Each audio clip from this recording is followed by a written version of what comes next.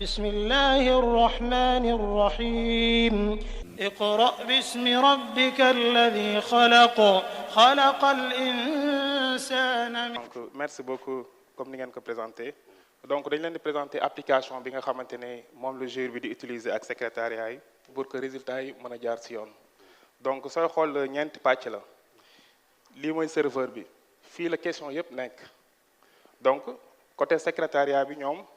sooy xool liste candidats yi moom moo nekk fii nii 50 candidats yi jàll yëpp mu ngi fii nii léegi machine bii nii sooy xool moom mooy génnee tey xale bi candidat bi su defee erreur pour que résultat yëpp mën a jaar yoon transparence aussi am dañuy wax waa technique ñu afficher ñu kees page bi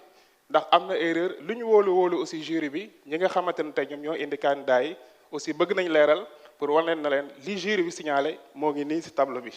kon donc su fekkee erreur am na di ngeen ko gis su erreur amul aussi di ngeen ko gis donc loolu yëpp juste pour que résultat yëpp jaar yoon donc gis nga secrétariat bi page am moo nekk nii moom xamul sax page bi génn moom liste candidat yi rek la yor donc soo ñëwee fii nii ci côté droite bi da ngay gis ne 50 candidats yi war a jàll yëpp ñu ngi fii donc moom su sëñ Yuga wootee xale bi rek par exemple wan ñu écran jury yi fii moom la écran jury yi ñoom ñoo nekk nii léegi sooy xool ci page bi turu candidat bi du fa affiché tant que secrétariat bi envoyé le turu xale bi donc su cliquer juste ci turu candidat bi da ngay gis ci écran membre du jury yi ñoom dañuy gis candidat bi war a jàll dañ koy xam donc su xale bi ñëwee fii nii maintenant bës bouton bi donc xale bi avant muy bës bouton il faut que waa secrétariat affiché non donc si bës benn bouton rek da ngay gis ci écran jury yëpp première page parmi les 5 pages bi question bi nekk dafay affiché ci écran jury bi fële donc gis nga écran jury yëpp même page dañu war a gis donc souvent lu tax may yéeg di def baagante mooy que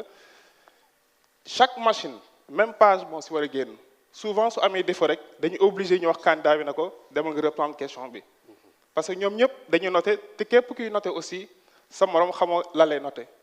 donc ñoom heure bu ñu ñëwee léegi damay effacer tour bi parce que en fait candidat bi jàll na ba pare donc su ñëwee ci machine jury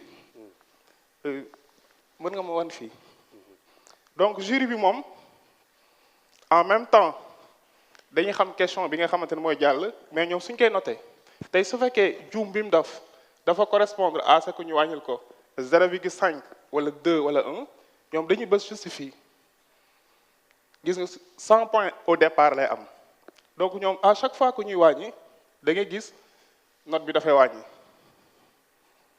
léegi ku nekk ci ñoom aussi day def même chose donc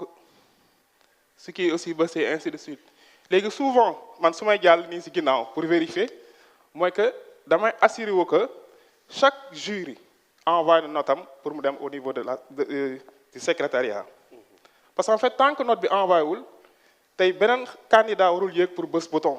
sinon note bi day reporté wu ci moom te ñun dañu bëgg na vraiment résultat yëpp ñëpp ñoom ñoo ci yem communauté rek moom moo koy gagné donc loolu moo tax à chaque fois duñ mës a tàyyi aussi di vérifier pour signaler secrétariat que na instant yi mën na recommencer pour beneen candidat yéeg donc suñ gisee que ne ñii pare guñ kii woo kenn rek dinaa ko non na bàyyi bu ñuy pare donc toujours en fait moo tax ñuy def vérification boobu noonu donc ce qui veut dire que tey li lay wan na en fait nit instant yi amul ci benn pàcc gis nga bouton bii nii ci suuf fii ñu affiché résultat chaque jour su xale yi jàllee programme bi dafay calculer mu wan la kat moo nekk ci kaw ba ku nekk ci suuf donc ce qui veut dire que instant bi suñu amoon ndégalu Serigne Abdoulaye suñu bës ci bouton bi bu wan la biñ commencé premier jour ba aujourd'hui kat moo nekk ci kaw ba ku nekk ci suuf. Allahu akbar. donc ce qui veut dire que programme bi aussi man am naa yaakaar que ne programme bi du juum te aussi sikki nekku ci.